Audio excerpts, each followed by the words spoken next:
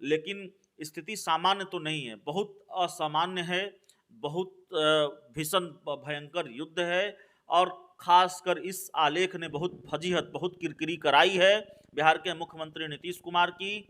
और इस तरह की फजीहत कि चिराग पासवान भी अगर हमला कर रहे हैं नीतीश कुमार पर तो इस आलेख का जिक्र करना नहीं भूल रहे हैं। देख रहे हैं धार न्यूज। अभिषेक मिश्रा हमारे साथ हैं। अभिषेक जी, ये बताइएगा, आरएसएस के मुख्य पत्र ऑर्गेनाइजर में शिक्षा को लेकर एक लेख छपा जिसमें बिहार में शिक्षा की हालत बदतर बताई गई है। इस लेख ने कितनी बड़ी फजीहत कर दी नीतीश कुमार के लिए? देखिए, बस आपके सवाल का जवाब दें इससे पहले दर्शकों को ये बताना होगा कि ये लेख तो कई दिन पहले छपा, लेकिन इस पुराने लेख पर आज बातचीत क्यों और आज नया क्या है, ये पुरानी खबर हम क्यों दर्शकों को बता रहे हैं। तो देखिए, बात यह है कि आरएसएस के मुखपत्र ऑर्गेनाइजर में एक लेख छपता है, उस पर जो खबर बनती है वो हम दिखा चुके हैं। जो चर्चा, बयान, वार पलटवार जो कुछ भी हम दिखा सकते थे, जो हमें दिखाना चाहिए, हमने दर्शकों को दिखाया है। लेकिन अभी जो आपका सवाल है कि आरएसएस के मुखपत्र ऑर्गेनाइजर में जो लेख छपा और जिसमें और सिर्फ शिक्षा की स्थिति नहीं, स्वास्थ्य, दूसरी चीज़ों को लेकर भी आंकड़ों के हिसाब से उसमें बात रखी गई और कुल मिलाकर ये कहा गया कि बिहार में जंगल राज की वापसी होती दिख रही है। तो इस लेख ने कितनी बड़ी फजीहत मुख्यमंत्री नीतीश कुमार की कराई है, इसका जवाब आपको लोक जनशक्ति पार्टी रामविलास के राष्ट्रीय अध्यक्ष चिराग पासवान के कुछ सेकंड के बयान से मिल सकता है।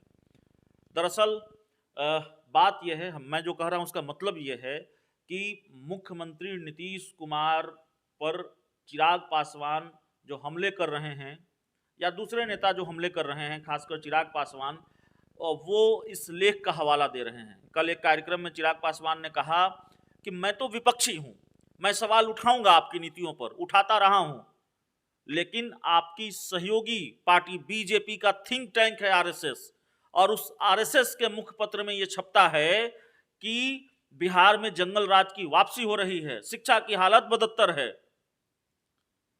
तो आरएसएस के मुखपत्र में छपे आलेख का हवाला देकर मुख्यमंत्री नीतीश कुमार पर निशाना साधा जा रहा है, तो ये अंदाजा लगाना मुश्किल नहीं है कि कितनी बड़ी फजीहत इस लेख ने करवाई है।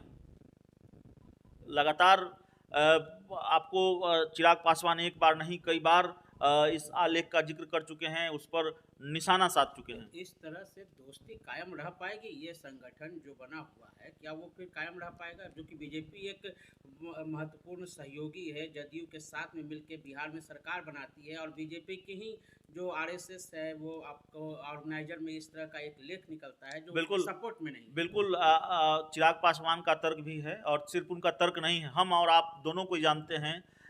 सियासत की जो बहुत सामान्य समझ भी रखता है वो जानता है कि बीजेपी और आरएसएस का रिश्ता क्या है।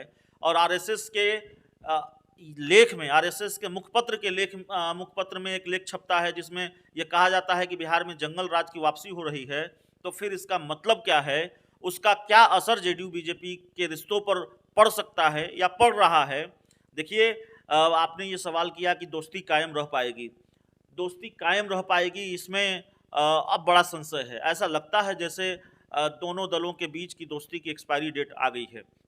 एक बात और है, पिछले दिनों जेडीयू कोटे के मंत्री हैं विजेंद्र यादव, उन्होंने ये बयान दिया था कि जेडीयू बीजेपी के झगड़े को लेकर उनसे सवाल पूछा गया, उन्होंने कहा ये तो पति पत्नी का झगड़ा है, कोई अलग थोड़ी हो जाता है छोटे मोटे झगड़ों में। लेकिन उन्हीं ने फिर उनका एक बयान आया है, उन्होंने बीजेपी के प्रदेश अध्यक्ष संजय जायसवाल को गठबंधन धर्म पालन करने की नसीहत दी है। तो जो नेता ये बता रहे थे कि पति पत्नी का झगड़ा है, उन्होंने ही मोर्चा खोल दिया है बीजेपी के प्रदेश अध्यक्ष के खिलाफ। और इस तरह के लेख और जो जानकारी हमें मिल रही है वो उससे जेडीयू को बड़ा नागवार गुजरा है, जेडीयू की बड़ी नाराजगी है इस आलेख को लेकर। खासकर मुख्यमंत्री नीतीश कुमार नाराज बताए जाते हैं। तो कहीं ना कहीं जेडीयू बीजेपी के रिश्तों के दरकने के आसार तो नजर आ रहे हैं। दोस्ती दरकती है नहीं दरकती है देखना होगा, लेकिन स्थिति सामान्य तो नहीं है, बहुत असामान्य है, बहुत भीषण भयंकर युद्ध है। और खासकर इस आलेख ने बहुत फजीहत, बहुत किरकिरी कराई है बिहार के मुख्यमंत्री नीतीश कुमार की।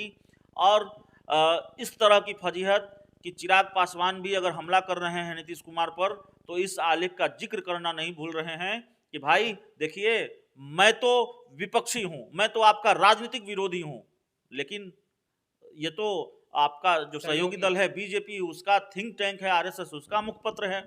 तो कुल मिलाकर बात यही है। चलिए, बहुत बहुत धन्यवाद। तो आपने देखा कि अभिषेक मिश्रा ने साफ तौर पे कहा कि आंतरिक कलह कहीं ना कहीं है और इसका परिणाम आने वाले समय में साफ रूप से दिखेगा कि क्या होता है। इसी तरह की तमाम खबरों से जुड़े रहने के लिए आप धा न्यूज़ से जुड़े रहें। धन्यवाद।